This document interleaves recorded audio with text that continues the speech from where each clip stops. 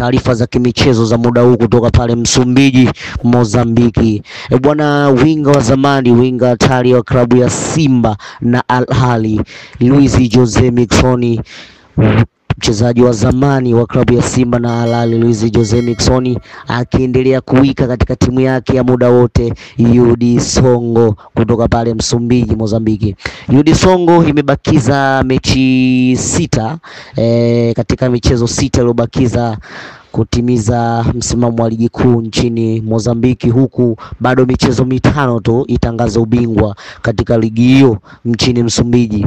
Winga wa zamani wa klabu ya Simba na Al Ahly Luis Jose Miquissone akiwa katika timu yake ya muda wote UD Songo akiwa kama kapteni mkuu wa UD Songo mpaka sasa, timu hiyo ikiwa kinara na imebakiza michezo 5 itangaza ubingwa katika ligi ya Msumbiji, huku Jose Miquissone ndio akiwa top scorer wa ligi hiyo akiwa na magoli 12 katika ligi hiyo, huku wakiwa wamecheza mpaka sasa michezo 20.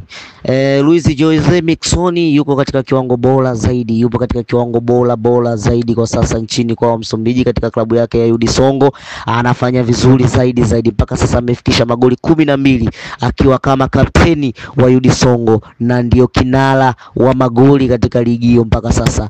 UD Songo imebakiza mechi 5 kutangaza ubingwa wa ligi hiyo, huku Luis Jose Miquissone akifurahia akiwa katika kiwango bora ambacho tuliwahi kumuona miaka 4 nyuma iliyopita ndani ya klabu ya Simba.